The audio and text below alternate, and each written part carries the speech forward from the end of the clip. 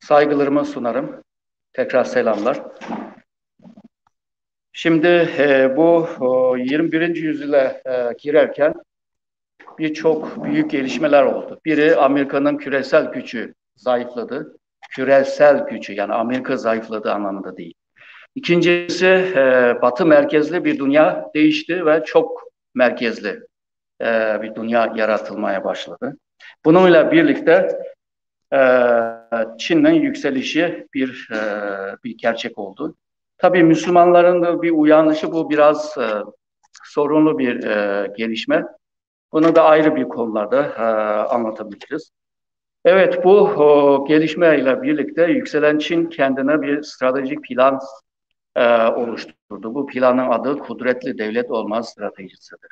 2017'de Ekim ayında 2017'de 19. kurultayda, parti kurultayda Başkan Xi Jinping kendisinin bundan sonraki Çin'in bir strateji planını ortaya koydu. Bugünkü Çin'in bu kadar bir güç kazanması 87'de yürürlüğe girmiş olan Deng Xiaoping'in ortaya koyduğu bir stratejidir. Yani bugünkü Çin onun stratejisiyle oldu. Tabii bu strateji bitmek üzere, yeni bir strateji. 2020'de yoksullukları hepsine kaldıracak, Çin'de olmayacak. İkinci aşama ise 2035'te dünyanın ilk gelen devletiyle eşit olacak. Üçüncü aşamada, yani 2049'da dünyanın süper devlet olma stratejisi var. Bunu yürütmeye çalıştığını biliyoruz. Bugünkü Çin'in esasen ekonomi ve ticaret konusunda dünyanın ön planda olarak görüyoruz. Yani ikinci ekonomi güç ve birinci ticaret gücü olarak. Yani zaman içinde daha fazla, yani dünyanın ekonomik gücünün payını daha fazla alacağına dair buradaki rakamlar, yani 2010'dan 2050'ye kadar bu gelişmelerde hep Çin'in bir yükselişini görüyoruz. Tabii bu bir sorun çıkmadan bir gelişme. Yani Çin bundan sonra işine hata yapmadan ancak bu şekilde gelişebilir. 2030'a doğru artık Çin ekonomi konusunda Amerika'yı aşacağını ve Amerika bu konularda zayıflayacağını ve son yıllarda birçok markalarda Çin markası ortaya çıkmaya başladı. Dünyanın ilk 500 şirketinin içinde Çin şirketleri gittikçe daha fazla yer almaya başladı. İlk 10 şirketinin içinde bazı Çin şirketlerini de görmeye başladık ve bu dengeler, yani güç dengeler yavaş yavaş Çin tarafına kaydığını görüyoruz. Aynı zamanda bu ekonomik gelişmeyle, bu kazandığı sonucuyla askeri modernizasyonda da hızlandırmaktadır. Bugün Amerika, Rusya, Çin bu konularda bir yarışma içinde olduğunu biliyoruz. Ve zaman içinde bugüne kadar Çin'in hem hava kuvvetleri hem deniz kuvvetleri gittikçe artmaktadır. Asya Pasifik'te ciddi bir mücadele başlamış vaziyette. Yani bu Amerika öteden beri gerekse Mahan olsun, gerekse Mackinder olsun, gerekse Spikeman olsun ve en son bu Brzezinski olsun, bunların gösterdiği jeopolitik bir stratejisiyle oluşturduğu dünyadaki bu üsleri görebiliyoruz. Yani bu kadar bir gücü Çin oluşturabilir mi meselesi de var. Asya Pasifik'e baktığımız zaman da gerçi Çin'in o taraflarda bu üsler az gözüküyor ama 2010'dan itibaren Amerika Pentagon'un yayımlandığı bir rapor var. 2030 stratejisi diye. Yani 2030'a kadar eğer de Çin'le dizgin edemediği takdirde Amerika Çin karşısında zayıf kalacağını söylüyor ve bugüne kadar Asya Pasifik'e kendi hava gücü ve deniz gücünün %60'ını Asya Pasifik bölgesine taşımış vaziyette. Çin de artık yine bir dünya düzeni sistemini oluşturmaya çalışıyor. Yani bu Amerika'nın ve Batı'nın birlikte İkinci Dünya Savaşı'ndan bu yana oluşturduğu dünya düzeni ve sistemini yerini almaya çalıştığını görüyoruz. Bu tabloda da bunu görüyoruz. Batılılarda ne gibi bir uluslararası kuruluşlar varsa onun karşısında ya da onun alternatifini Çin'de oluşturmaya çalıştığını görüyoruz. Aslında 1990'ların başında Amerika uzmanları artık Çin ileride yükselecek, Amerika'nın başına bela olacağını söylüyordu ama Amerika farklı bakıyordu o zamanlarda. Çünkü Çin'le uluslararası düzenli sisteme sokmaya çalışıyor. Yani Sovyetlere karşı koymak için 80'lerde Çin'le bir güçlendirmesi gerekiyor. Amerika'nın bu iş adamları da Çin'in alım gücünü yükselterek kendi malını burada daha rahat, daha pahalı satmaya düşünüyordu. Dolayısıyla Çin'de bir orta sınıfın oluşması doğal olarak bu mevcut rejime meydan okur ya da değiştirir diye batılı bir tecrübesini Çin'de uygulamaya başladı. Çin'de hakikaten bir orta sınıf ortaya çıktı ama bu orta sınıf mevcut sisteme dahil olduğu için bu orta sınıf sistemi bozmaz. Bu George Bush'un döneminden itibaren yani 2001'den itibaren Çin'i stratejik rakip olarak tespit etti. Ondan sonraki hükümetler hep bu şekilde gördü. Özellikle bu Trump hükümeti geldiğinde tam Çin'i bir Sovyetler gibi görmeye başladı. Önemli olan biliyorsunuz yani ulusal güvenlik strateji belgesinde bunları ortaya koymuştu. Şimdiki Biden hükümeti de daha onların bu ulusal güvenlik stratejisi henüz ortaya konulmadı ama geçici olarak bir belge ortaya koydu. Orada da Çin'le hedefi almış vaziyette. Tabii bunun yanında Rusya da var. Eğer de Çin, ABD arasındaki bir çatışma yaşandığı zaman da bugünkü dünyanın dengeleri değişebilir. Yani iki fil eğer de kavga ederse Çin zararlı çıkacak gibi. Bununla birlikte siyasi, ekonomi, güvenlik, toplumsal yaşam, teknoloji her alanda bir değişiklikler olacak. Yani yeni bir soğuk savaş başlar mı diye söyleyenler var. Bu İkinci Dünya Savaşı'nda biliyorsunuz bu Yalta Konferansı'ndaki bir fotoğraf ama bazıları montaj yapmış bu şekilde. Yani ileride bu yeni tipteki soğuk savaş başladı şeklinde anlatıyor. Amerika ile bu çatışmanı yaşarken Avrupa Birliği'ni yanına çekmeye çalışıyor. Bununki amacı tabii ki jeopolitik anlamda Amerika'yı dengelemektir. İkincisi Çin'in temel bir çıkarında şu, yani Asya pazarı ile Avrupa pazarını bağlamak istiyor. Böylece dünya ekonomi gücünün %40 ve 45'i ele geçirmek, %60 ticaret gücünü ele geçirmektir. Bu nedenle Avrupa ile yakınlaşma bir siyasetine devam ediyordu ama Biden hükümetiyle birlikte bu siyaset zorlandı. Çünkü Trump hükümeti zamanında Amerika-Avrupa arasında sorun vardı biliyorsunuz. Evet, arasındaki bu ticaretler yoğunlaştığını görüyoruz. Bugünlerde 600 milyar dolar üzerinde. Çin-Amerika arasında ticarette 600 milyar üzerinde. Avrupa Çin pazarından da kurtulamadığı için Çin ile stratejik bir ilişki girmeye çalışmıştı. Ama son 2 yıldan bu yana, 2019'dan bu yana artık Avrupa'da da bir bölünmeler söz konusu.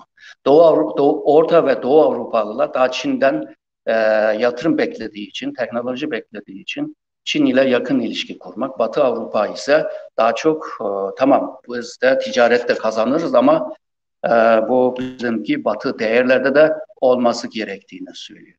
Yani bir yanda değerler, bir yanda ticaret çıkarları. Avrupa ile olan bu bir dizi ticaretiyle ilgili rakamlar. Evet, trende artık Çin'den Avrupa'ya kadar tren yolu açıldı. Tren giderken Avrupa pazarına dolu gidiyordu. Dönerken sadece 3'te 2'si doluyor. Yani Çin pazarına çok bir şey satamıyor ama Avrupa pazarına Çin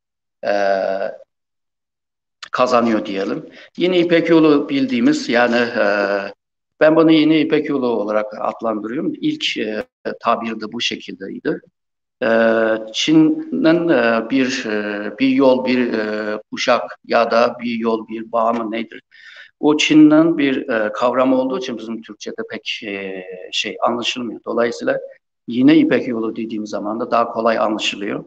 Evet, Avrupa Çin için önemli ama ticarette de bir takım şeylerde de önemli. Avrupa için Çin de önemli.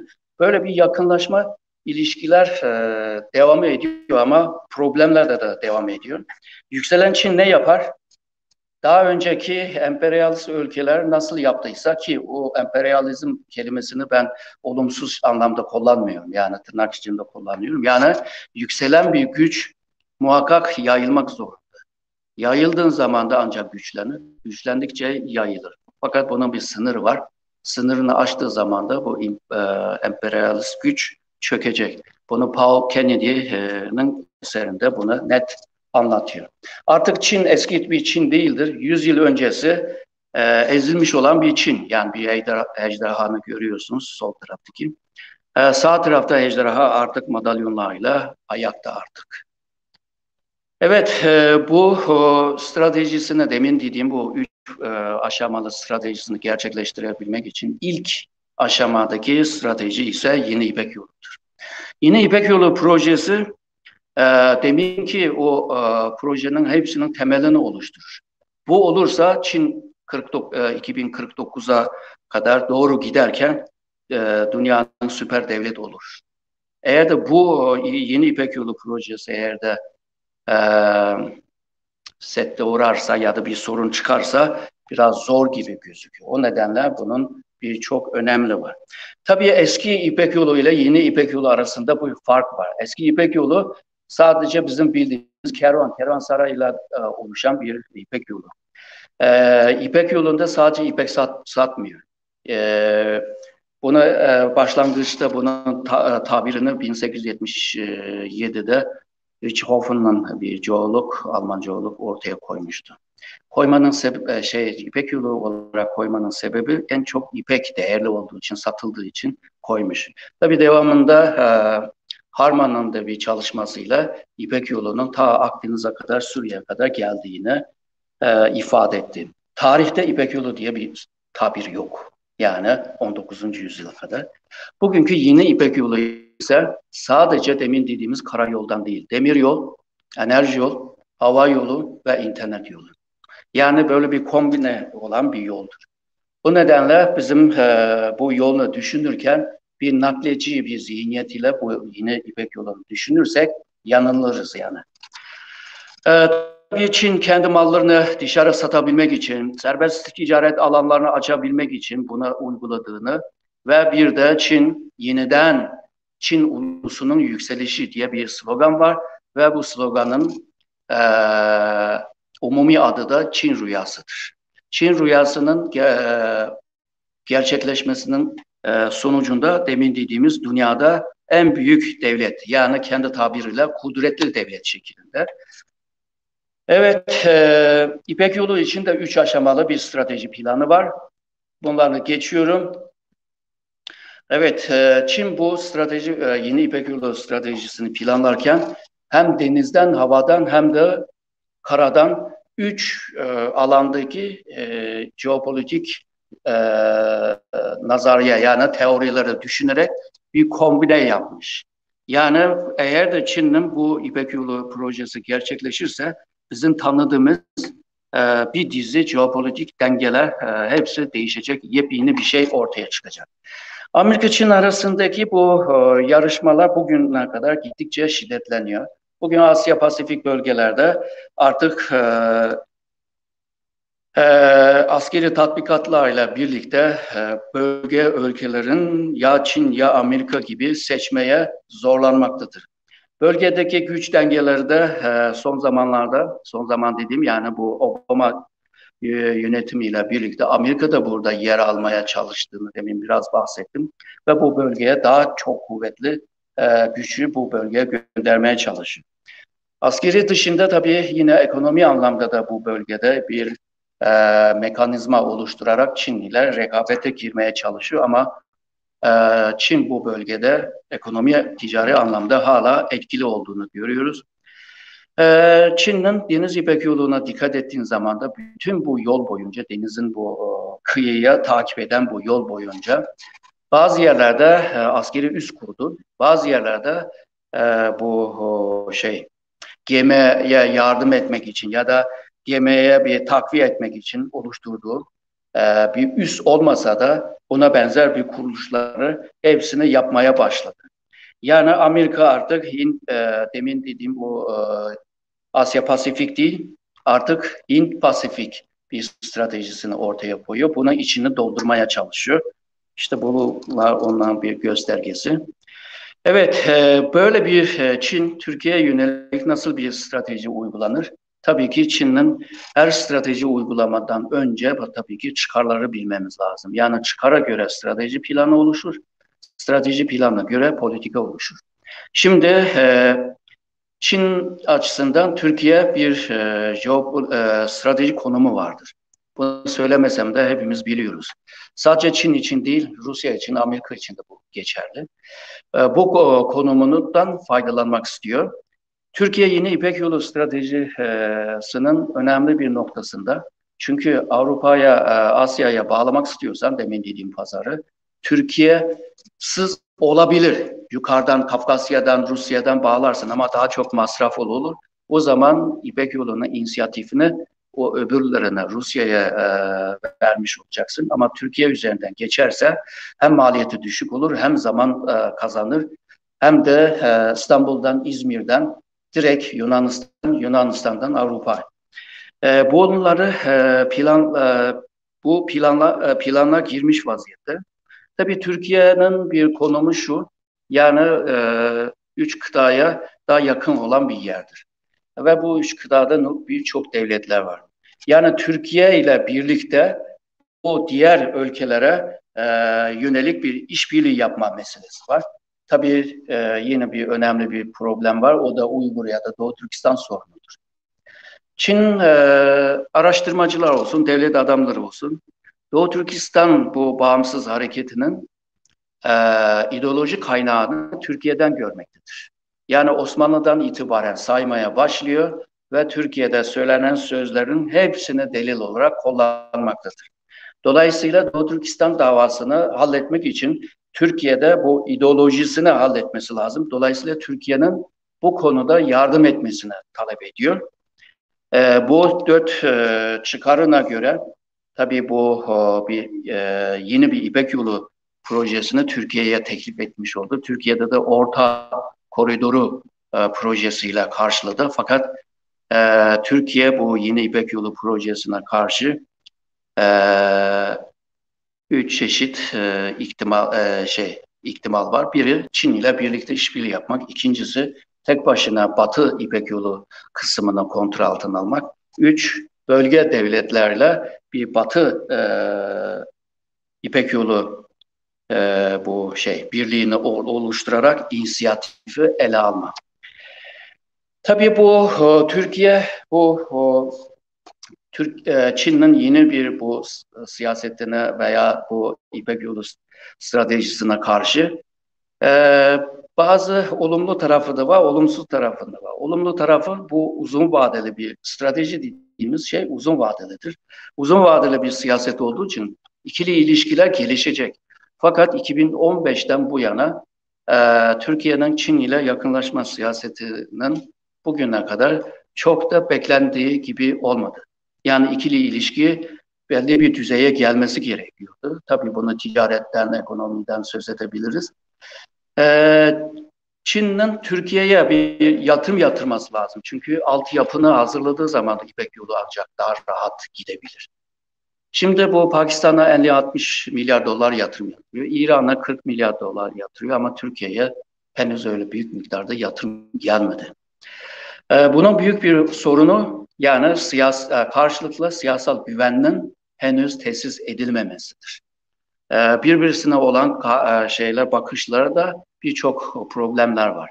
Gerçi burada anlatsam uzayacak işler. Hem de bizim eğitimden mesela lise tarih kitaptan itibaren Çin'in de lise tarih kitaplardan itibaren bakıyorsunuz birbirini suçlayan çok ibareler var. Karşılaştırdığın zaman da bunlar ortaya çıkacak. Dolayısıyla lise mezunu, üniversite mezunu olanlar karşılıklı birbirine olan bakışlar farklıdır. Yani beklendiği gibi değildir. Tabii bu yeni İpek Yolu stratejisi aslında Türkiye'nin Türk dünyasıyla bir işbirliği yapmanın zeminini de oluşturabilir. Yani Türkiye bunun üzerinde, yani senin hazırladığın bir zemin üzerinde ben bir oluşumu inşa edebilirim. Son zamandaki gelişmeler belki aklınıza gelmiş oldu. Üç kıta meselesini söyledim. G20'de de Türkiye'nin Amerika'ya karşı Çin ile işbirliği yapmasını istiyordu.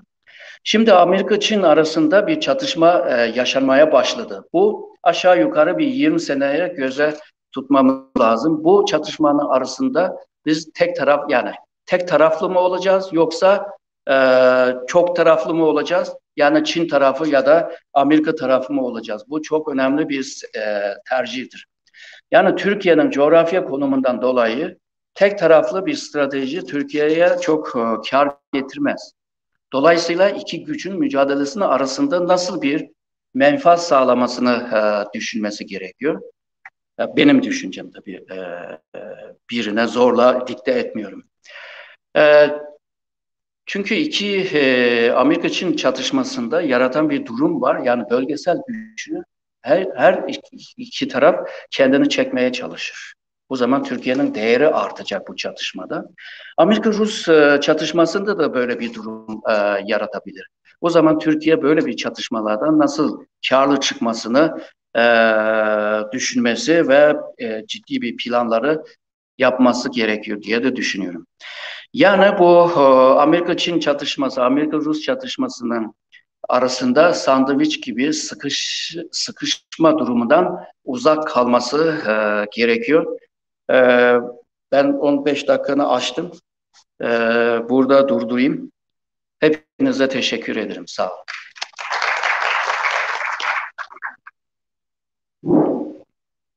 Şimdi biz de teşekkür ediyoruz. Bir hatırlatma geldi. Arka tarafta bazıları maskeleri çıkarmışlar. Onların takmaları isteniyor. Hatırlatalım. Şimdi burada gayet güzel özetlediği Türkiye politikasını Çin'in ne şekilde organize edilmesi için dünyada Amerika'nın bilhassa çabalar gösterdiğinden bahsetti başlangıçta. Evet, dünyada ülkelerde genellikle zenginler ülke nüfuslarının %10'una tekabül ediyor. Çin'in de zengin nüfus olarak ortaya çıkarmak istediği bir nüfus var. %10, bu da 140 milyon. Değil. Evet, nüfus oranı yüksek. Bu yüzden 90'lı yıllarda buna teşvik ettiler.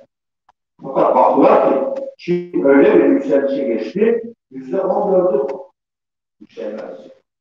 Öyle olunca 99-2001 yılında Çin'de bir şey denediler. SARS. SARS diye bir şey çıktı. Nedir, ne değildir? 3 kişi burada öldü, 5 kişi burada, 7 kişi burada, 29 öldü. 59'a çıktı falan dediler. Ama bütün dünya sınırlar kapattı. Ne oldu sonunda? Ben o dönemde hemen Çin'in kuzeyindeki Kırgızistan'da yaşıyorum. Herkes Çinli birer kova su atsa Kırgızistan su altına kalacak. O şekilde küçük bir yer. Orası da kapattı sınırı. Ama ne oldu sonra biliyor musun? Çin'deki artış hızı %8'e düştü. 8,5'a sonrasında. Çünkü kalkan gemiler karşı limana yanaşamadı. Oradan gelenler de Çin'e yanaşmadı. Çin'i böyle bir Avrupa sarstı. Hakikaten dünya. Ama öyle bir program oldu ki yazılı ve radyolarda, televizyonlarda bütün dünya Rusya'sından Batısından hepsine bu işlendi ve bu yapıldı o dönemde. Sonrasında Çin belli bir şey yaptı. Demek ki ayağın yere daha sağlam bastı. Bu tren projeleri ve diğerlerinin de esas şeylerden birisi o Türkmenistan'dan doğuya gaz götürünceye kadar. Ona gayet teşebbüs etti ve gerçekleştirdi hakikaten. Kırgızistan üzerinden geçiyordu. Kabul etmediler. Özbekistan ve Kazakistan o bölgeden yukarıdan gitti bu arada. Yine hakikaten enerjiye gittiler. Suya gittiler. Ama Çin bunu yürütüyor. Amerika Çin'i nasıl dengeler meselesi var. Türkiye'de bunlar şeyin içerisinde birisi. Eskiden Çin için 3 noktadan bahsediyor. Kuşaktan ağrısı diye. Birisi İç Moğolistan, şimdi öyle pek fazla problem almadı. Bir diğeri Doğu Türkistan, biri de yukarıdaki Tibet meselesi. Hakikaten Tibet'i Japonlar özellikle kültürü, her şeyi ortaya koydular, fazla dokunduğunu. Yayla. Doğu Türkistan'ı gösteriyorlar şimdi. Şeylerimiz bu.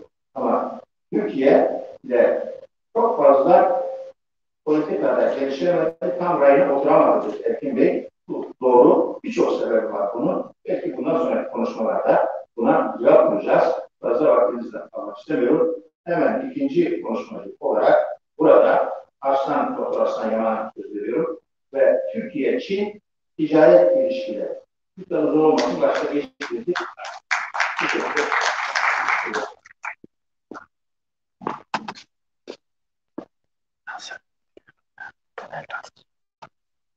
Evet. Yok, fark etmez. Şimdi bu belki sembollerle bazı şeyleri açıklamak lazım. Dolayısıyla Türklerin sembolü bozkurt, Çinlilerin sembolü de ejderha. Bu sunumumun en sonunda bir soru gelecek. O soru esas itibariyle bu. Bozkurt'la ejderha eninde sonunda karşı karşıya mı gelecek? Bunu Çin'in Türkiye ile ilişkileri ticari yoldan başlayarak başına bela olacak yeni bir oluşum mu ortaya çıkaracak? Yoksa Türk ekonomisinin içinden geçtiği darboğazların çözümüyle ilgili bir çözüm mü üretecek? Bunu az çok anlamaya çalışacağız. Alaaddin Hocam sabahki seansta rakam demişti. Hocam sadece rakam var burada, söz yok. Evet, dünyadaki Çin'in görünümü şöyle. Yani daha doğrusu dünya gayri safi milli hasılası 85 trilyon dolar.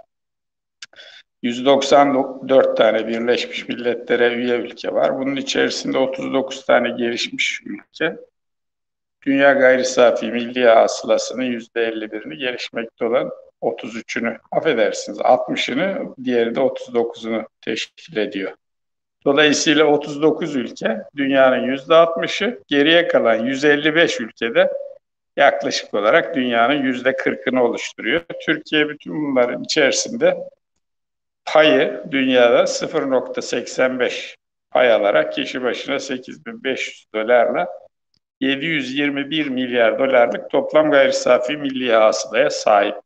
Demek ki dünyanın toplam büyüklüğünün %1'inden biraz daha küçük bir büyüklüğümüz var, ekonomik büyüklüğümüz.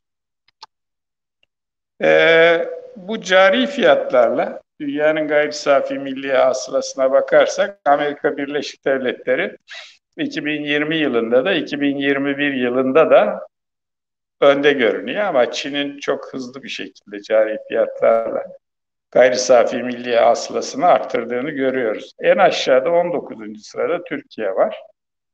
Efendim bu 2021 yılında burada 759 milyar dolarlık bir gayri safi milli hasıla hesap edilmiş ama 794 milyar dolarlık. Son gelişmelerle bu 700 milyar dolar civarında olacak ve Türkiye 21. ekonomiye inecek cari fiyatlarla. Bir de bu hep üstünde durulan satın alma gücü paritesine göre dünya gayri safi milli hasıla var. Buna göre de Çin birinci sırada.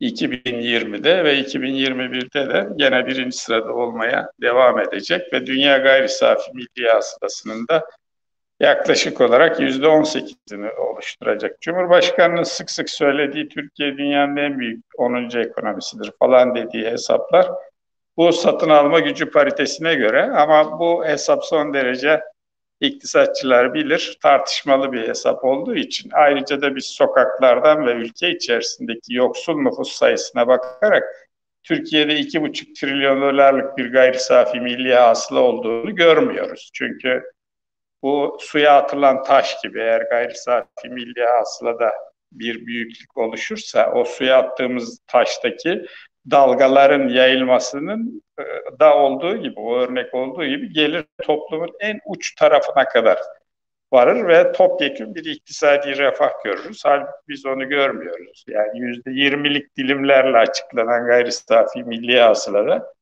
nüfusun ilk %20'lik kesimi gayri safi milli hasılanın %45'ini alıyor. Peki ilk %1'lik dilim gayri safi milli hasılanın yüzde kaçını alıyor? %11'ini alıyor. Dolayısıyla biz adeta böyle büyük bir piramidal yapıda yukarı doğru son derece zengin insanların oluşturduğu az sayıda nüfus, aşağıya doğru da yoksulluk ve sefalet içerisinde bir nüfus görüyoruz. Bu Devlet İstatistik Enstitüsü'nün şeyine göre de, hesaplarına göre de girip bakabilirsiniz. 17 milyon insan Türkiye'de halihazırda yoksul ve bu 17 milyon insandan da 15 milyon adedi sosyal yardım alıyor çeşitli namlar altında. O sebeple bu 2,5 milyar dolarlık, trilyon dolarlık gayri safi milli hasıla son derece tartışmalı bir hesaplama şeklidir. Çin'in de bu gayri safi milli hasıladaki satın alma gücü paritesine göre 24 trilyon dolar, 26 trilyon dolarmış gibi hesaplar yapılmasını doğrusu isterseniz ben doğru bulmuyorum. Cari fiyatlar neyse ona bakar, ona göre karar veririz. Buna göre de Çin ikinci sırada görünüyor. Çin'in bir büyüme şeyi var, periyodu var. Özellikle bu İpek Yolu ile ilgili makale hazırlıkları sırasında birçok Çinli arkadaştan da, daha doğrusu Uygur arkadaştan da Türkiye'deki öğrencilerimden falan bazı hatıralar dinlemiştim. Mesela 1960'lı yıllarda herkes demir ve çelik üretmek zorunda. Mesela doktorlar mesailerinin belli bir kısmını doktorluk yaparken öbür kısmında her yerden buldukları odunla demir çelik eritmeye çalışan, o erittiği demir çeliği de işte ülkenin sanayisinin hizmetine sunmaya çalışan bir yapıdan bahsediliyor. Biz 1960 ile 70 arasındaki çok istikrarlı olmayan bir Çin büyümesinden bahsediyoruz.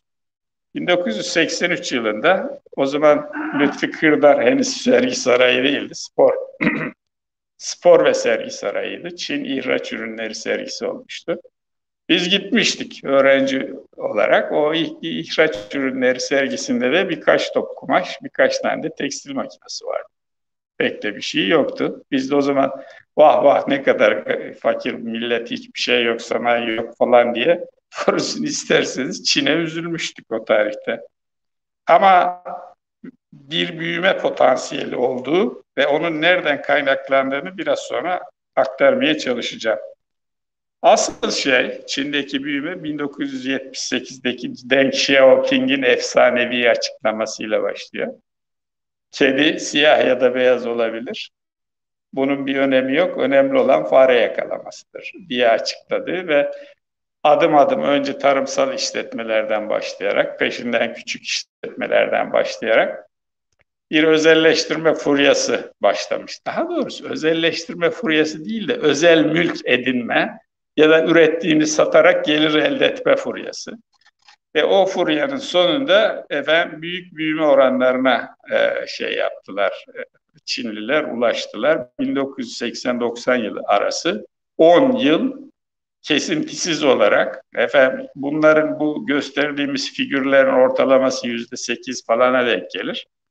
Biz bunu kümülatif olarak %8, ben Türkiye hesapları açısından ben bakmıştım. Yani her yıl %8 büyüsek 10 yılda ne kadar büyürüz? Yaklaşık %225 ediyor. Yani neredeyse 10 yıl büyürseniz bir ülkeyi 2,5 kat artırabiliyorsunuz, büyütebiliyorsunuz. Daha sonra 2000 ile 2010 arasında buradaki figürlerde gördüğünüz üzere muazzam bir ivmeyle Çin büyüdü. Kesintisiz olarak. Demek ki 1990'dan itibaren, hatta bir önceki şeye gidersek dosya 1980'den 2000'e kadar kesintisiz bir büyüme var ki bunun son 10 yılı da ortalaması %10'dan biraz daha fazla. Yani büyük bir ivme yakalanmış, büyük bir çaba, gayret ve iktisadi kalkınma hevesinin sonucu bu. Sonra 10 ile 20 arasındaki büyüme hızının, ateşinin düştüğünü görüyoruz. Bu ben hep düşündüğüm şey acaba Daron Acemoğlu Hoca haklı mı çıkıyor? Çünkü en son figüre göre bakarsanız %2'nin biraz üzerinde bir ekonomik büyüme var.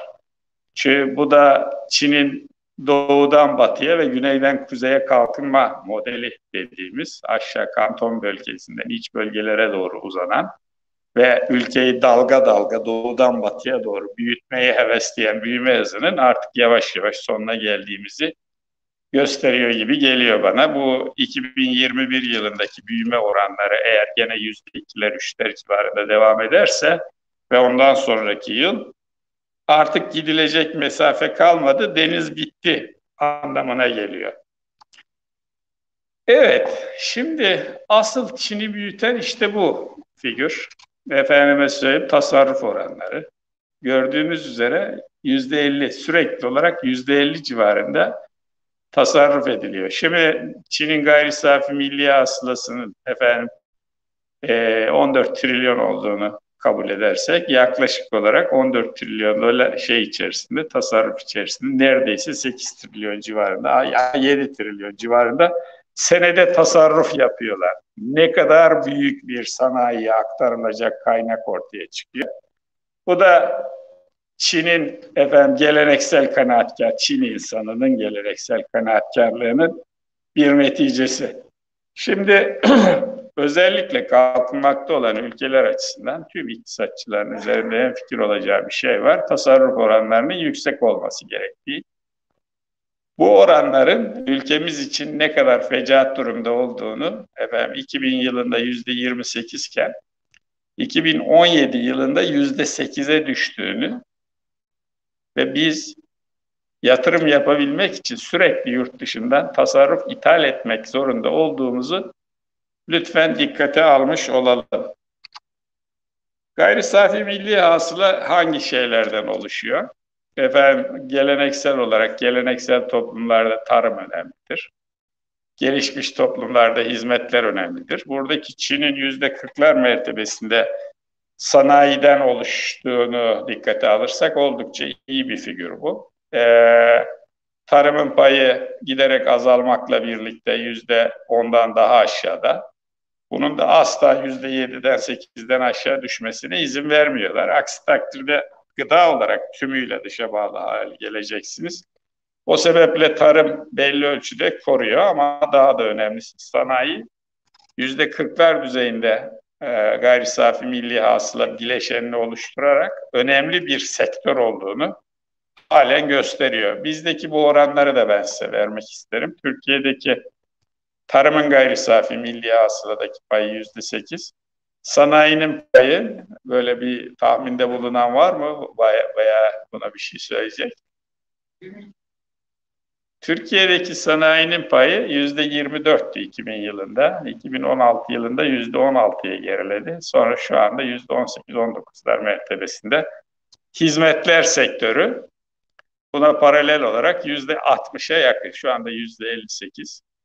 Bunun sebebi de işte ithal yoluyla elde ettiğiniz mallar piyasaya sürülünce ticari faaliyetlerin hepsi de hizmet olduğu için asıl olan malı alıp satılmasından dolayı bir gayri safi milli hasıla içerisindeki oranı büyümüş oldu. Bunun hızlı bir şekilde Türkiye'de dengelenmesi gerekiyor. Yani gayri safi milli hasılanın asgari %30'unun sanayi üretiminden oluşması lazım ki Türkiye açısından belli bir mesafe almış olalım. Bir diğer husus dış ticaret. Şimdi buradaki şeyi de 2009'dan 2021 yılına kadar görüyorsunuz.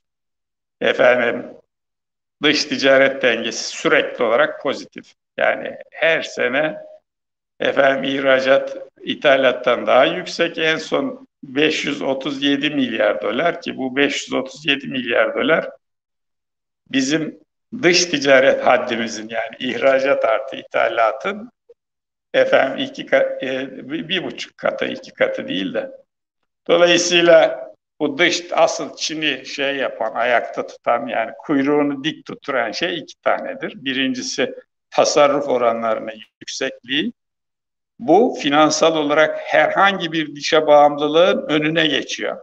Çin herkesten, bütün dünyadan bağımsız olarak adımlar atabiliyor. Hatta bu iktisatçılar gayet iyi bilir. Decoupling teorisi vardı. Herhangi bir kriz durumunda gelişmiş ülkelerle gelişmekte olan ülkeler paralel davranmazlar. Gelişmiş ülkelerin krizi, gelişmekte olan ülkelerin krizi olmaz, değildir demiştiler. Bunu o decoupling teorisini 2008 finansal krizinde ispatlandı.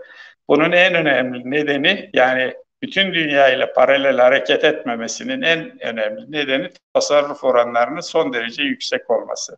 Dünya %4'ler, 5'ler, 6'lar, hatta yer yer %15'ler, 20'lere yakın küçülürken Çin 2009 yılında %9 büyümüştü. O bakımdan çok dikkat çekici bir figür. Yani buradaki 10 yıl içerisinde ortalama biz şey yapsak, böyle bir hesap yapmış olsak, yani 400 milyar dolar gibi görünüyor ortalama dış ticaret fazlası. 10 yıl içerisinde 4 trilyon dolar ekstra para demektir bu da. Yani şu an itibariyle Çin'in 4 trilyon ekstra yatırıma ayrılabilecek parası var. Ondan öncesini hiç dikkate almasak bile. Peki, dış ticarette efendime söyleyeyim dünya ihracatında 1. sırada, dünya ithalatında da 2. sırada. Şeye bir bakalım, rakamlarına bakalım. Dünyada yapmış olduğu ihracat, dünyaya yapmış olduğu ihracat 2,5 trilyon doların üzerinde. İthalatı da 2 trilyon dolar civarında. Dolayısıyla şu an itibariyle en büyük ihracatçı, 2. sırada Almanya var. Almanya'nın ihracatı da 1,7 trilyon dolar civarında. Onların ithalatı da 1,4 trilyon civarında. Dolayısıyla Çin açık ara ihracatta çok ne diyelim ileri giden bir ülke. O sebeple de sürekli fazla para var ülkede. Dünyadan kazanılmış fazla para.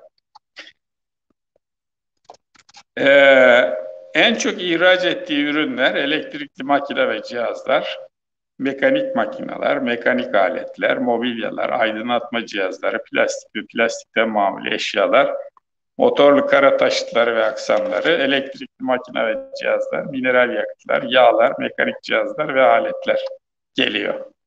Şimdi o ürün grupları itibariyle de ben bu şey yaptım. Orada grafik var ama yan yana tabloyu yerleştiremediğim için şu sıralamayla sıralanıyorlar. Elektrikli makine cihazlar, makineler, mekanik cihazlar falan. Mesela bunlar içerisinde bir tek bir figürü vermek isterim. TOG biliyorsunuz bizde. Türkiye Otomotiv Girişim Grubu. Bu elektrikli araç üretecek. O elektrikli araç için yaklaşık 3-4 senedir Gemlik'te yer tahsis edildi, uğraşıyorlar. Bu TOG gibi tam 100 tane firma eşanlı olarak TOG'la birlikte faaliyete geçti ve bunlar halihazırda da elektrikli araç ihraç etmeye başladılar. Tamamen %100 elektrikle çalışan. Ana ithalat kalemleri gene aynı şekilde elektrik makine cihazlar, mineral yakıtlar, yağlar, mekanik cihazlar, metal cevherler, cüruf kül, optik fotoğraf, tıbbi alet, ölçü alet cihazları, motorlu kara taşıtlar, plastik ve mamulleri, bakırdan eşya, organik kimyasallar ve çok çeşitli ham maddeler. Yabancı sermaye. Şimdi bu kadar çok efendime söyleyeyim tasarruf oranının yüksekliğine ve dış ticaret fazlalığına rağmen çok hızlı bir şekilde yabancı sermaye akımı var ülkeye. Şu an itibariyle birikmiş yabancı sermaye stoku 2 trilyon dolar. Yani dünyanın değişik ülkelerinden gelmişler ülkeye 2 trilyon dolarlık yatırım yapmışlar. Türkiye'de bu yabancı sermaye stoku da yaklaşık olarak 240 milyar dolar civarında. O sebeple arada 1'e 10 nispetinde bir şey var böyle.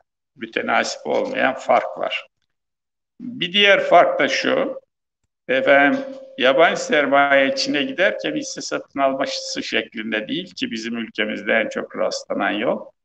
Greenfield yatırım, yani Greenfield'ın Türkçesi yok, tarla yatırımı ya da sıfırdan yatırım diyebiliriz. Sıfır herhangi bir olmayan bir yatırımın tekrar yatırılması suretiyle üretime katılıp ondan sonra da hem ülke için hem dünyaya mal sunulmasını anlatan bir sözcüktür o. Dış ticaret ortakları efendim ihracat, Çin'in yapmış olduğu ihracat, orada bütün sıralaması yazıyor. Ama bu şeye rağmen efendim ne diyelim, Amerika 2018, 19 ve 20 yıllarında Çin'in en çok mal sattığı ülke. Birinci sırada. Sonra Hong Kong, Japonya, Vietnam diye devam ediyor. Türkiye 28. sırada.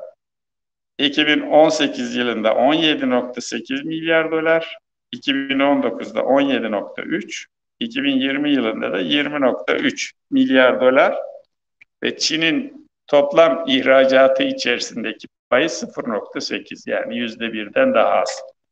Belki bu rakamları bilmek, o Çin'i tam olarak değerlendirebilmek açısından da önem taşıyordur diye düşünüyorum.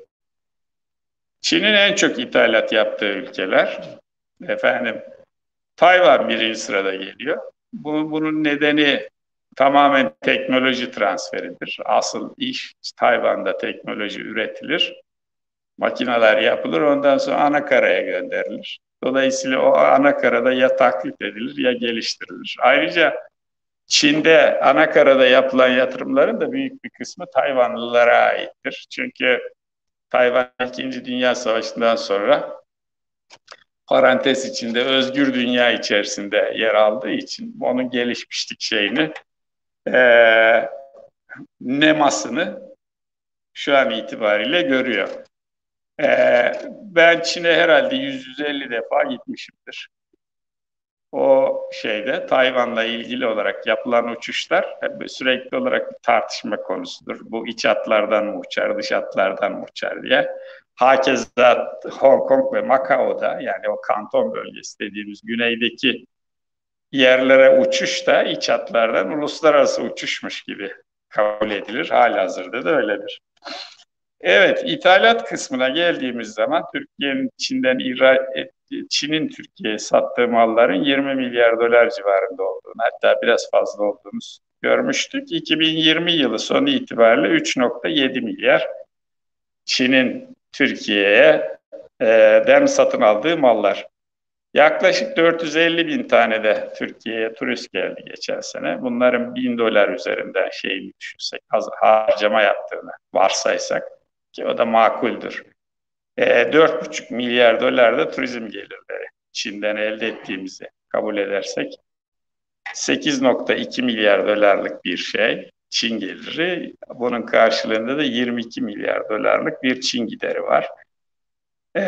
Buradaki net farkımız bu durumda 14 küsur milyar. Yani bizim Çin'le yaptığımız ticaret sürekli olarak 14-15 milyar dolar kadar açık görünüyor. Zaten bu şeyde de ihracat ithalatındaki bu tabloyu gördüğünüzde de görüyorsunuz.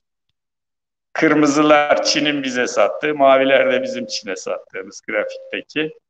O sebeple arada böyle kapanamaz bir büyük boşluk var. Yani Çin'den biz turist eline getirirsek getirelim, mal satmak yoluyla bunu kapatamayız görünüyor. Evet, bizim ihraç ettiğimiz ve ithal ettiğimiz ürünlere de şeye bakarsak şöyle, bizim yani demek şu bayrağımız burada olduğuna göre ihraç ettiğimiz ürünler, şunlar, telefon cihazları, ses, görüntü veya diğer bilgileri almaya veya yer vermeye mahsus cihazlar, otomatik bilgi işlem makineleri, bunlara ait birimler. Manyetik veya optik okuyucular, verileri koda dönüştüren ve işleyen makineler, elektronik entegre devreler, diğer hazır eşya, tabela falan, yani oyuncak, o bu falan. Neyse, aldıklarımızla sattıklarımız ürün olarak birbirine yakın. Hatta biz Çin'den daha fazla ham madde alıyoruz. Özellikle de madeni yağlar konusunda, petrol türevleri konusunda Çin'den ham madde diyebileceğimiz daha fazla mal satın alıyoruz. Gümrük tarife istatistik pozisyonlarıyla burada yer alıyor. Buna çok şey yapan, ilgi duyan arkadaşlar bu sempozyumun kitapçığı yayınlandığında bunları da makale olarak orada zaten görecekler. Evet, Türkiye'deki yatırımlar, karşılıklı yatırımlar, bu şimdi Deng Li 2019 yılında şöyle diyor: bin tane Türkiye'de Çinli firma var. Efendime söyleyeyim halihazırda 1000 tane. Bunlar lojistik, elektronik, enerji, turizm, finans ve emlak sektörlerinde halihazırda bunlar faaliyet gösteriyorlar. Ama sabah hocanın söylediği gibi önemli asıl dişe dokunurlar var. Mesela bunlardan bir tanesi Ambarlı Limanı. Ambarlı Limanı şu an itibariyle Marmara bölgesinin, hatta nereden bakarsak bakalım Orta Doğu'nun en büyük konteyner limanlarından bir tanesi. Bunu Çinliler satın aldı. Bir başka yatırım, önemli bir başka yatırım Netaş Telekom şirketi. Bunu hepimiz evlerimizde kullandığımız telefon cihazlarından biliyoruz. %51'den biraz daha fazla hissesi Çinlilere geçti. Satın alma fiyatları 286 milyon dolardır. Bu Netaş'ın çok kritik bir görevi var. Bunu nasıl çözdüler habire onu düşünüyorum ama bir çözüm bulamadım. Bu 5G teknolojisiyle ilgili olarak 10 yıl önce başlatılan ULAK projeleri vardı.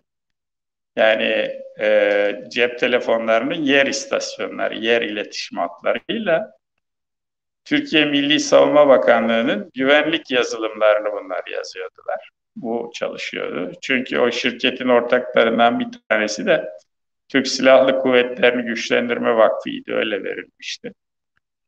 Şimdi bunu nasıl denkleştirdiler, efendim nasıl bir güvenlik tedbiri aldılar bilmiyorum. Yoksa olay tümüyle şeye mi denk geldi, ne diyelim, Allah ne verdiyse şeklinde mi gidiyor? Çok emin değilim. Ama Çinlilerin Netaş'ı satın alırken burada ürettikleri, yani patentini falan Çin'de geliştirdikleri, hatta büyük ölçüde mamulü Çin'de ürettikleri mamulün yerli ürün damgası alarak Avrupa topluluğuna falan Türk malıymış gibi girmesi ve Türkiye'de yerli ürünmüş gibi kullanılması. O sebepten Çinlilerin Türkiye'ye olan ilgileri devam ediyor. Şu an itibariyle 6 milyar dolar toplam yatırımları Türkiye'de. Burada efendime söyleyeyim bizim yapacağımız, üzerinde duracağımız önemli bir husus da Türkiye'nin Çin'de yatırımları.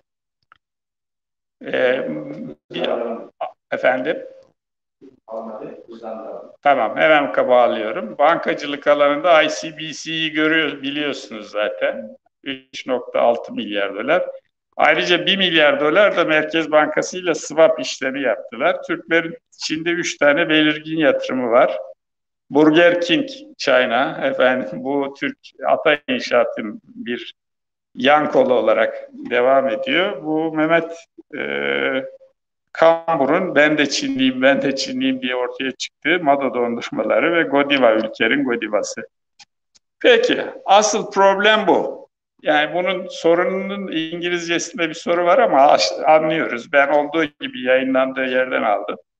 Çin Türkiye'yi kurtaracak mı? Yoksa Türkiye'nin başına bela mı olacak?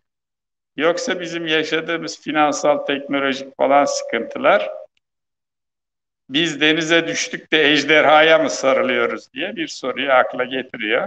Benim kanaatim de efendim burada Türkiye bir tercih hakkını kullanarak Çin'le işbirliği yapmak yerine Bozkurt'la ejderha karşı karşıya ve Bozkurt suyun içinde maalesef. Bunun acilen stratejik bir Türkiye-Çin ilişkilerinin geliştirilmesine ekonomi Uygurları bir kenara bıraksak bile tarih yeniden tekerrür etmesin diye düşünüyorsak o hipersonik ve yaklaşık 25 milyondan oluşan orduyla yüz yüze gelmek istemiyorsak efendim hadi gel serbest yatırım buyurun kardeşim falan öyle bir dünya olmamalı. Biz bu işi tekrar gözden geçirmeliyiz. Dinlediğiniz için teşekkür ederim. Sayın Bey teşekkür ediyorum. Buyurun efendim. Daraldı. Onun için son 2 konuşmacı var. Bir başlığı var. 2'ye ayrılmış vaziyette. Bir kuşak, bir yol projesi. Türkiye başlığında. Profesör Doktor Havva Arslan verecek. Buyurun efendim. İkinci kısmı ise Türk dünyasına etkileri kısmı ise burada Ulusal Hasanzade anlatacak. O da yeni gelişmekte, gençlerden birisi. O devam edecek.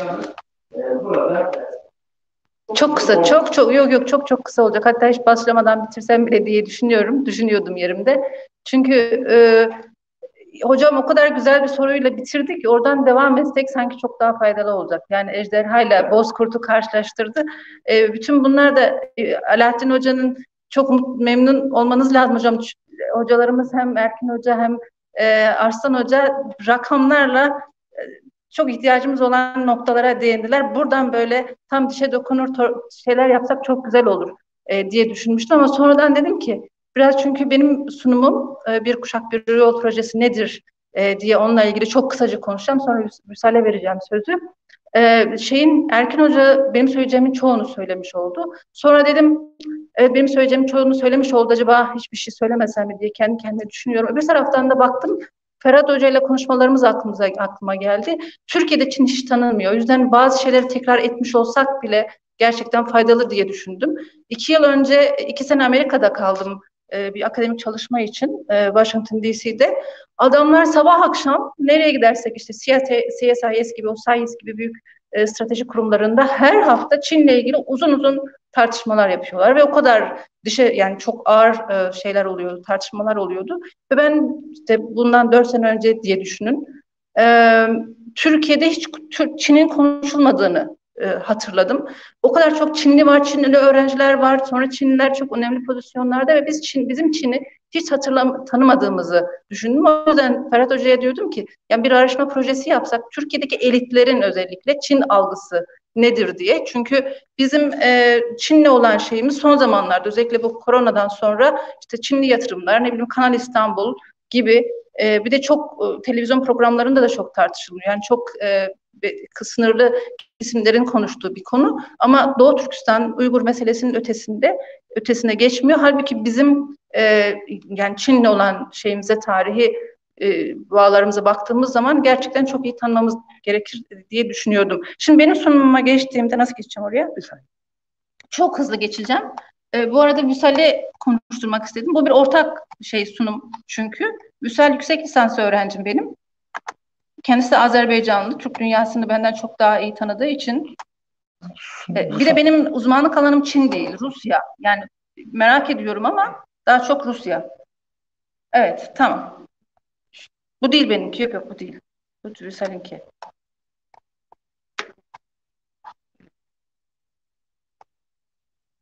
Dediğim gibi biraz tekrar olacak ama çabucak şöyle geçmek istiyorum.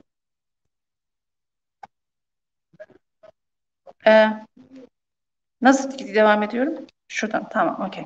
Şimdi hatırlatmayayım, yani biliyorsunuz 11 Eylül'den sonra aslında Soğuk Savaş'tan sonraki en dönüm noktası 11 Eylül'de. 11 Eylül'e kadar Amerika yani çok kutuplu dünya varmış gibi yaparken biraz böyle iki dünya savaşı arası dönemdeki gelişmelere çok benzetebilirsiniz bu olayı. İşte 11 Eylül'den sonra Amerika bütün dünyanın kamuoyunun da itiraz edemeyeceği olaylardan dolayı ben dünyada tek gücüm, hegemonik gücüm, işte dünyayı ben kontrol edeceğim, tekrar düzeni ben sağlayacağım gibi bir noktaya geldi.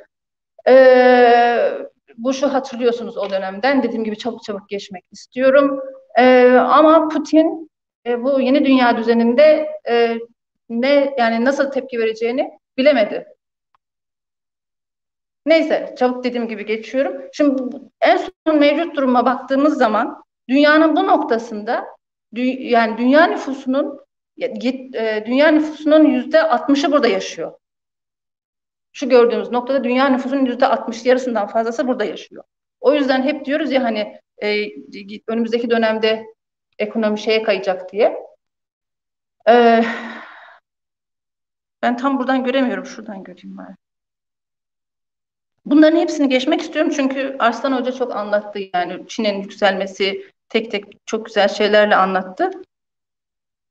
Evet, şimdi Bir Kuşak Bir Yıl projesi dediğimiz Erkin Hoca ona Yeni İpek projesi diyor ama Yeni İpek projesi eski İpek projesini andırdığı için eski İpek projesi de daha çok böyle işte dediğiniz gibi kervan yolları ve karayolu üzerinden oldu. Onu çok fazla hayalimde ben canlandıramadım en azından. Demir yolları ve hava yolu ve deniz yolları olmadığı için sanki bir kuşak bir yol, onun tam Çincesini, çevirisini bilmiyorum. Ama Türkçe bir kuşak dediğimiz üstten bağlıyor böyle şeyi, karayolu, demiryolu, işte hava yoluyla. Yol dediği aşağıdan bağlıyor gibi, denizle bağlıyor gibi geliyor ve bana daha çok anlamlı geldi. Şimdi bu Xi Jinping'in şeye gelmesi, 2013 yılında şeye gelmesi, işte Çin devlet başkanı olması ve orada şey gibi olmayacağız. Yani Atina ile Sparta arasındaki gibi olmayacağız. Oradaki işte biz herhangi bir savaşa sebep vermeyeceğiz ve biz bunu daha böyle yumuşak bir geçişle halledeceğiz. Savaş için değil, barış için varız. Stratejisi çok önemliydi. Çin'in gelişmesi için, ekonomik olarak büyümesi için. Yalnız yine bahsetti Erkin Hoca, önemli bir şeyi, ne denir, handikapı, denizlerden, o Güney Çin denizinden sarılmıştı. Amerikan deniz kuvvetleri tarafından sarılmıştı. Onu da bildiği için zaten çok fazla bir şey yapamadı. Nasıl söyleyeyim, meydan okuyamadı. Yine hocamız bahsetti, o Deng Xiaoping'in 1978'deki dışa açılma politikası 2018'e 2013'e Xi Jinping'in gelişine kadar devam etti ama o biraz bizim Özal'ın dışa açılma politikası gibi geliyor bana. Onu benzetiyorum daha doğrusu. O artık hani şeyi kırdı. Çin'deki o algıyı, içe kapanma, kapalı ekonomi algısını kırdı.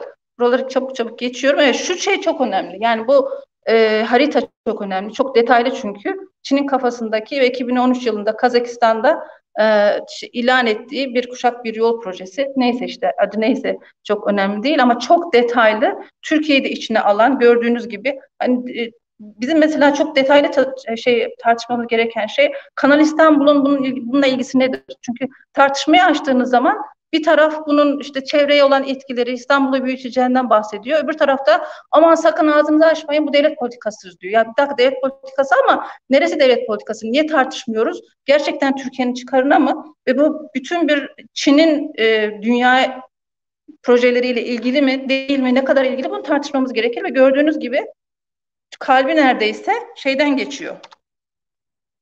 Türkiye'den geçiyor ve İstanbul'dan geçiyor. Yine çabuk geçiyorum. Buradan anlarsınız. Müsal, hemen seni çağıracağım. Yani işte Amerikan askeri adamları Çin'in dediğim gibi sürekli bir tehdit olduğundan bahsediyorlar. Ben burada kesmek istiyorum. Müsal çünkü Türk dünyasından bahsedecek.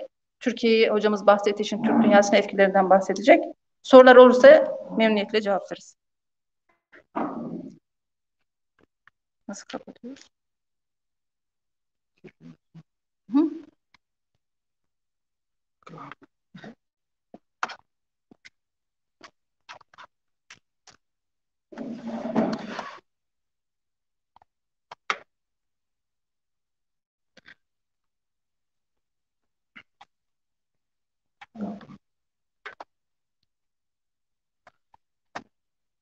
Değerli konuklar, saygıdeğer hocalarımız, hepinizin bildiği gibi bir kuşak bir yol projesi gerçekleştirdiği takdirde dünyada yeni bir jeopolitik denklem yaratacaktır. Hatta yeni bu jeopolitik denklemin artık Çin'in süper güçlüğünde devam edeceği belli olacaktır. Tabii burada bir kuşak bir yolun incelerken gözden katılmaması gereken en önemli nokta aslında Türk dünyasıdır. Çünkü yani birazdan bunu irdeleyeceğiz neden böyle olduğunu. Kısaca İpek yoluna geçersen, neden İpek yolu ve bölge önemlidir? Çünkü tarihte Çin her zaman batıya atılmak isterken Orta Asya, bizim Türkistan dediğimiz bölgeyi hep ön planda tutmuştur. Aslında bölgede İpek yolu inşası devrine de Kral Wu Ti'nin döneminde başlamıştır. Çünkü Çin İpek'ini batıya göndermeye hedefliyordu ve burada Orta Asya bölgesinin, yani şimdi günümüz Orta Asya bölgesinin önemini anlamış ve Zhang Qian isimli elçisini bölgeye göndererek artık bölgede hegemoni olmanın dönemini artık milattan önceden düşünmüştür. Neden peki bir kuşak bir yola gelindi? Bunu da kısaca irdelersek, aslında bu proje demin de bahsettiğimiz gibi Çin'in gerçek manada küresel güç olma, yani tek hegemon güç olma maksadını gütmektedir. Xi Jinping gördüğünüz gibi Nazarbayev Üniversitesi'nde bir açıklamada ilk kez bunu bir kuşak bir yol projesini belirtti. Tabii bunun tabii başka özür de değerlendirebiliriz. misal olarak Kazakistan'da göstermesi sebebi bir, Türk dünyasının, Kazakistan, Orta Asya'nın buradaki önemini belirtmek. İki, aslında bunu farklı olarak hem Rusya'ya hem ABD'ye olarak mesaj da olabilir.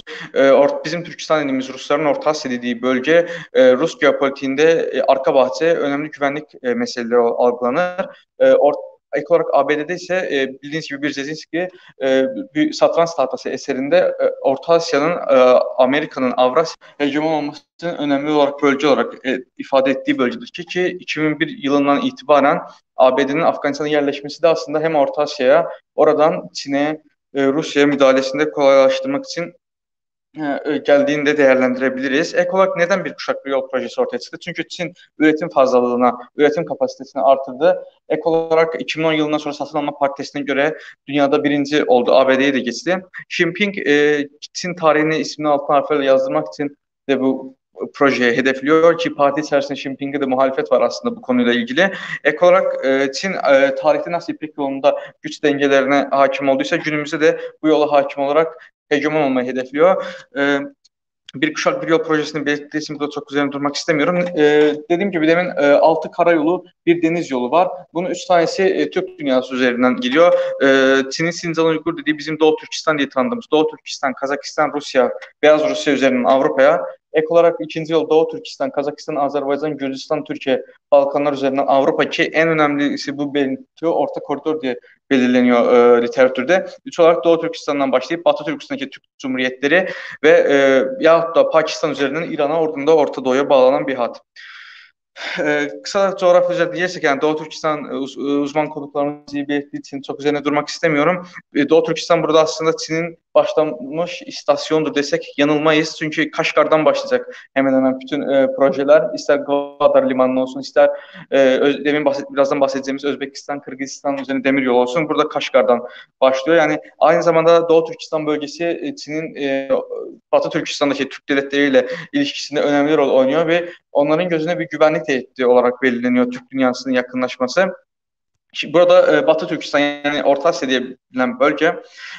Çabuk geçsek olursak, yani bildiğiniz gibi Sovyetler sonrası bölgede 4 Türk devleti, bir de azımsanmayacak Türk nüfusunun olduğu Tacikistan'da sayarsak Kazakistan, Özbekistan, Türkmenistan, pardon, Tacikistan, Türkmenistan, Kırgızistan'ın da katıldığı devletler var. Burada tabii Çin Şangay Beşlisi'ni 1996 yılında kurdu. Bölgede hegemonyayı bir daha kaptırmak istemiyordu. Bu sebepten o bölge ele geçtikten sonra tabii en önemli mesele 2013'de bahsettiğimiz kuşak yolunun açıklanmasıdır. Kırgızistan'la Tacikistan'ın büyük bir tehdit bekliyor. O tehdit nedir? Çünkü IMF raporlarında dünyanın en büyük 8 borçlu ülkesinden ikisidir.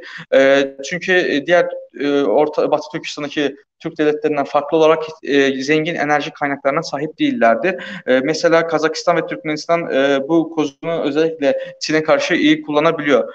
Geri geldiğinde Özbekistan bile. Fakat Tacikistan'la Kırgızistan bu meselede sıkıntı yaşamaktadırlar. Ek olarak bölgede demin bahsettiğimiz Çin, Kırgızistan, Özbekistan demiryolu hattı. Bu da tabii Çin'in Avrupa'ya ve Orta Doğu'ya giden en kısa yük taşıma yolu olma projesini kendisine getirmektedir. Burada mesele budur ki 2020 Haziran ayında aslında bir Çin'den gelen yükler, Kaşgar'dan çıkan yükler o şehrine, Kırgızistan'ın o şehrine, sonra Andijan'a yüklenildi. Fakat bu beklenen demiryolu değildi. 513 kilometre uzunluğa sahip olacak demiryolu aslında neden gerçekleşmiyor? Buna bakarsak, çünkü Kırgızistan'da bildiğiniz gibi sık sık devrimler ve siyasi istikrarsızlıklar oluyor. Ek olarak demir hatları Sovyetler Birliği'nden kaldığı için farklı ray ölçüleri vardır. Aynı zamanda Rusya tabii Kırgızistan üzerine baskı kuruyor. Her ne kadar belirtmek istemese de bazı çevreler, Rusya ile Çin arasında aslında bir demin de bahsedildiği gibi burada bir çekişme artık Orta Asya'da görünmez bir şekilde devam ediyor. Çünkü özellikle bir kuşak bir yoldan sonra, açıklanmasından sonra Çin iyiden iyiye Orta Asya'da Rusya'nın güvenlik doktrininde en önemli bölgelerden olan Orta Asya'da artık yeni bir mücadeleye sebep olmaktadır.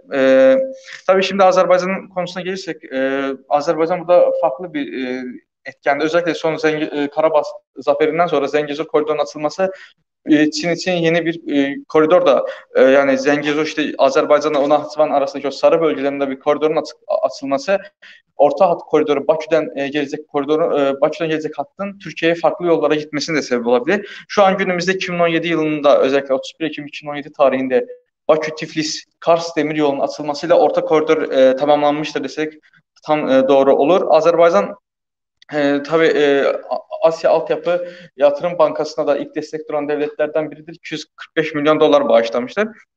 Ek olarak Azerbaycan Cumhurbaşkanı Sayın İlham Aliyev de bir kuşak bir yol projesinde aslında Çin'i desteklediklerini de ifade etmişti. Burada önemli bir mesele de şunu belirteyim ki Çin'in Azerbaycan'da yatırımı 850 milyon olmasına rağmen Azerbaycan'ın Çin'de yatırımı 1 milyar 700 milyon dolardır. Artı Orta Hat koridorunda Azerbaycan'a verilen önem Çinli uzmanlar tarafından Türkiye'ye de veriliyor. Azerbaycan'ın ekseni ifade eden Çinli uzmanlar Türkiye için de çok önemli bir düşünce içerisinde. Sebep olarak Türkiye Avrupa'ya açılan en önemli kapıdır. Hatta 98'de kurulan Traseka ve sonra demin bahsettiğimiz Bakı-Tiflis-Kars yollarına entegre olarak gelen demir yolları Marmaray bağlantısıyla Avrupa'ya kolay ulaşabilir ki bunu 6 Kasım 2019 tarihinde ilk de gerçekleştirildi. Yani son kısa değerlendirme olarak da şunu belirtmek isterim ki tabii Türk dünyasında bir kuşak bir yol bazı fırsatlar getirse de tehditler de getiriyor ki Sayın Ferhat hocamız o Batı bölge teorisini aslında tercüme eden ilk kişidir Türkiye'de. Yani Lee Yason'un o bölge teorisini okursak aslında Çin'in Orta Asya'ya Doğu Türkistan dahil olmakla Türkistan bölgesine bir past olarak baktığını ifade ediyor ve çok önemli bir meseleye altını çiziyor. Ne zaman Doğu Türkistan Çin'de olduysa Çin o zaman dünyada hegemon güç olmuştur diye tarihten de örnekler veriyor. Ki burada tabii şimdi eldeki güçleri dengelediğimizde Çin karşısında büyük bir gücü Türk dünyasının yoktur. Fakat şunu belirtmek lazım. Özellikle coğrafi avantajı burada iyi kullanmak gerektiğini düşünüyorum. Çünkü bu bir gerçektir ki orta koridor olmadan Çin bir kuşak bir yol hiçbir zaman gerçekleşemez. Özellikle Kazakistan'da böyle bir sıkıntı da var ki genç nesil bir gün Çin'in Doğu Türkistan'da yaptığını Batı Türkistan'da yapacak endişesi var ve Avrupa'ya taraf gitmeye çalışıyorlar. Bu da Kazakistan'da büyük nüfus azalmasına sebep oluyor. Özellikle Kazakistan, Özbekistan, Türkmenistan bu kozu iyi kullanmalılar. Orta koridorda Çin'e pazarlığında bu konuların kullanılması aslında hem Doğu Türkistan'daki Türk soydaşlarımız için hem de Türk dünyasının menfaati için önemli olacaktır diye düşünüyorum. Son kısalıkla bunu belirteyim. Çin'in bu borç diplomasisi var. Ferhat hocamız da geniş bahsetmişti bunun kitaplarında. Kırgızistan şu an tehlikeli karşı karşıya. Tacikistan bazı bölgelerin Çin'e devretti. Kırgızistan'da ise özellikle halkın Çinlere karşı sert tutumu, Çinlerin orada yaptığı bazı sorunlar halkı sert tutuma teşvik etti. Burada Türkmenistan'ı altını çizeyim ki Türkmenistan diğer Türk devletlerine farklı olarak anlaşmada %70 Türkmen işçisi şartı koydu ve bu şartı Çin'e kabul ettirdi. Yani bu şart, yani bu birliktelik eğer özellikle 12 Kasım 2021 tarihinden sonra Türk Devletler Teşkilatı'nda birliğini dikkate alırsak Çin'e karşı dikkatli politika izlememize yardım olabilir. Gücümüzü birleştirdiğimiz takdirde Çin'le ilişkileri dengeleyebileceğimizi ve bunun da Doğu Türkistan'daki soydaşlarımız için de iyi olacağını umuyorum. Burada bitiriyorum.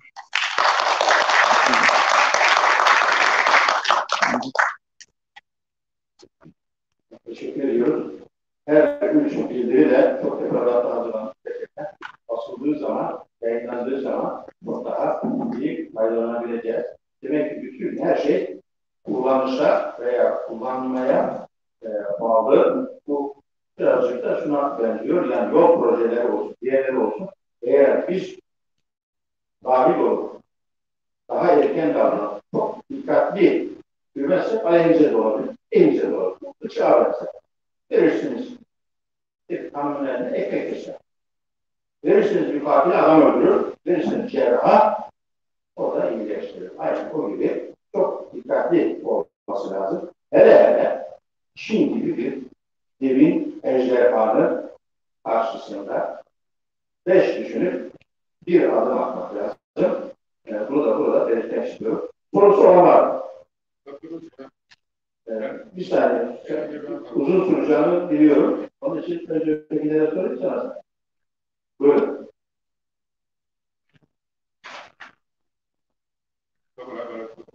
Evet. Şimdi Sosyoloji Konferansları dergisinin sayı 42 2011 yılında rahmetli Süleyman Yazgan hocamızın İpek Kuşak diye bir yazısı, bir makalesi yayınlandı. Burada demin görselde de vermiş olduğumuz haritanın biraz daha detaylandırılmış şekli yayınlanmış ve İpek kuşağın ne olduğu, ekonomik ve siyasi kuşak olarak Türk dünyasında neler bekleyeceğini, neler götüreceğini çok güzel bir şekilde kaleme aldı. 2012 yılında bu teoriyi alıp kendilerine yalayarak Kazakistan'da deklare etmişler ve bunu hayata geçirmeye çalışıyorlar şu an. Ne yazık ki biz okumuyoruz ama kimler okuyor. Bu düşünceyi, bu fikri ana babası Turan Yazan. Rahmetle anıyorum, bir katkı olsun diye bunu ilgili araştırmacılara sunmak istedim. Çok teşekkür ediyorum. Buyurun Recep Bey. Teşekkür ediyorum. Profesör Doktor Recep Seymen, son misafir. Buyurun. Müsaadenizle bir iki noktaya karar çekmek istiyorum. Arkadaşlar, Çin hala Batı'nın sömürgesidir. Vuruluk bir alan. Evet, Çin ekonomik olarak büyük bir ilerleme gösteriyor. Çin neyle övünüyor arkadaşlar? Dolarlarıyla değil mi? Amerika'da dolar değil var. Yani bu grup bir alan, Çin Batı'nın sömürgesidir. Çinliler çalışıyor, Batılılar tüketiyor, kağıtları veriyorlar, bir sattık diğer kağıtları. Bu kağıtlarla Çin emeğini sömürüyorlar. Ve bu Çin'in ekonomik kalkınmasından yola çıkarak çok ilgisi olmayan referans yapan arkadaşlar var. Marksistler. İşte Çinliler medeniyet anlamında dünyaya hakim olacak falan böyle yani abuk subuk görüşler ileri sürüyorlar. Ben Çince'nin Çin dışında dünyada başka yerde konuşulduğunu gördüm arkadaşlar. İngilizce her yerde konuşuluyor. Medeniyet başka bir şey tabii, ekonomik boyutu da var ama yani şuna dikkat edelim. Çinliler neyi görüyorlar? Dolarlarıyla. Biraz önce Aslan güzel açıkladı. 4 trilyon dolarları var. Ceplerine koymuşlar. Yastıkların altına koyuyorlar. Güzelce uyuyorlar. Rahat uyuyorlar. Ama Amerika'da dolar eksikliği yok arkadaşlar. Amerika'da kağıtlar gitmedi. Yani Çin hala Batı'nın sömürgesi. Batı Çin'i sömürüyor. Çinliler ve İslam dünyasını sömürüyor. Medeniyet anlamında şunu unutmayın, sakın bunu gözden kaçırmayın arkadaşlar. Lütfen kaçırmayın. Öyle sırf bütün olarak bakın olaylara. Medeniyet anlamında Batı'nın rakibi İslam dünyasıdır. Unutmayın. İslam'dır. Unutmayın. Çin değildir. Ya, özellikle Marksistler bu konuda televizyonlara yanıltıyorlar. Büyüme. Kağıt veriyor Amerika, kağıt diyor. Çinliler çalışıyor, Amerikalılar yiyor. Çinliler çalışıyor, Batılılar yiyor. Amerika'da kağıt yok. Çinliler neyle övüyorlar? Amerikan dolarıyla övüyorlar. Amerika'da dolar yok. Batı'da euro yok Allah aşkına. Çin nasıl olmuş da Batı'yı geçmiş, nasıl olmuş da Çin medeniyeti dünyaya getirmiş falan, böyle bir şey yok arkadaşlar. Çin Batı'nın sömürgesidir hala. Batı'nın tek rakibi İslam dünyasıdır. Medeniyet anlamında da, kültür anlamında Çin İslam dünyasında sömürüyor işte, biliyorsunuz Doğu Türkistan'da yaptığını. Yani bunu unutmayalım. Batı'nın rakibi, düşman da diyebilirsiniz. Medeniyet anlamında, kültürel anlamda İslam dünyasıdır. Bunun her zaman bilincinde olalım. Teşekkür ediyorum. Zaten hocam. Tamam. Recep Bey teşekkür ediyoruz katkılarınızdan dolayı. Sorusu olan var mı? Ha. Soru olsun ama. Buyurun.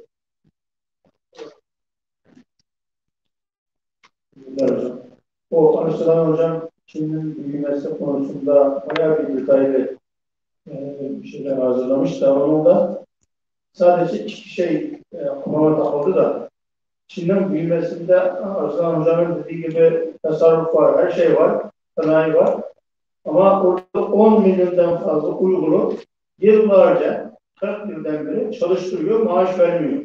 2017, özellikle 2017'den beri zaten kimseye maaş yok, kampanya yerden. Bu acaba o ekte bulunsa, Çin'in büyümesinde Uygurların maaşsız çalışması dense olmaz mı? İkinci soru, Doğu Türkistan'dan Çinlilerin kendi yazılarını bilen bütün Çin'in %84 yeraltı zengini Doğu Türkistan'dan geliyor. Çin'in büyümesinde acaba bunun katkısı yok mu? Erkin Bey sizin bir cevap alacağım. Buyurun siz buraya gelin hocam. Gelin buraya. Burayı hemen cevap vereyim. Şefram doğrusunu isterseniz doğrultudan çıkarılan madenler ve oradaki iş gücü konusunda yapmış. Çok fazla üzerinde kurduğum bir konu değil. Ama doğrultusunda 30 milyon insan var. 30 milyon hepsini çalıştırdık yoksa yaklaşık 1 milyar kişi hepsinde binde 3'e tekabül ediyor. Neyi sömürürseniz sömürün bu ekonomi olmaz. Dolayısıyla bunu böyle değerlendirelim. Çok ideolojik. Yani ideolojik bir de gerçek bir bana göre. Madenler konusu araştırmaya değer bir konu. Hakikaten katkısı olabilir. Bundan ziyade. Ona bir bakacağım. Ben de gitmiyorum. Tamam, biz de teşekkür ederiz. Arkada bir kişi var.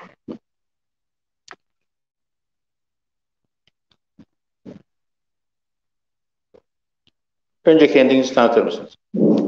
Teşekkür ederim.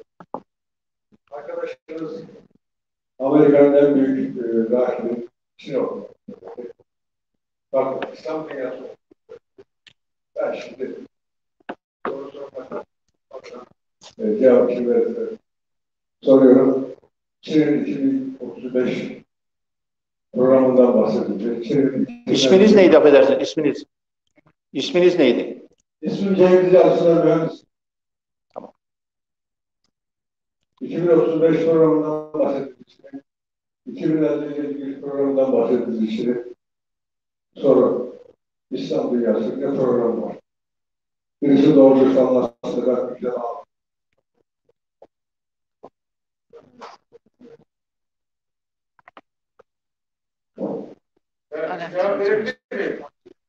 Evet. Recep Bey'e verir misiniz? İslam dünyasının programı İslam'ın kendisidir. Teşekkür ediyorum. Tamam. Biz de teşekkür ediyoruz. Bir kişi daha var. Soru olsun lütfen.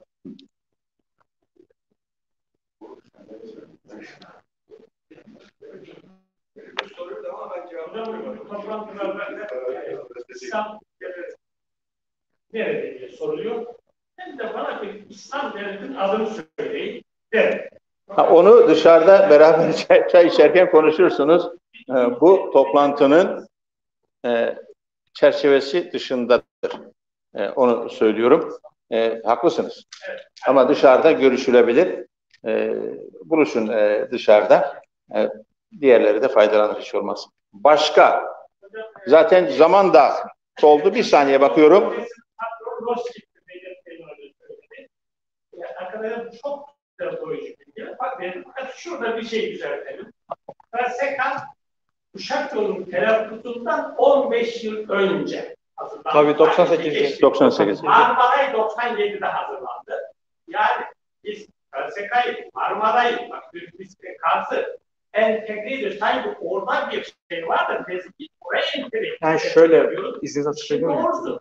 Uşak yolu testi ele geçiyor. Tamam. Tabii biliyoruz. Biliyoruz. Enis Bey'in Ulaştırma Bakanlığı dönemindeydi. Evet. Teşekkür ediyoruz. Evet. Arkasından çünkü bir oturum daha olacak. Birazcık ara veriyoruz oturumumuza. Herkese, katılanlara teşekkür ediyorum. Özellikle dolu dolu konuşanlara çok teşekkür ediyorum. Katılımcılara da bir plaket belgesi verilmesi lazım. Onun için sahneye buyurun. Katılımcılarımıza katılım belgelerini vermek üzere İstanbul Üniversitesi'nde Tarih Bölüm Başkanı Rehber Partisi Sekreteri davet ediyor. Abi kağıtlarımızı ver ya. O kadar konuştuk, kağıtlarımızı ver. Çerçevelettirip asacağız. Olsun. Teşekkür ederim.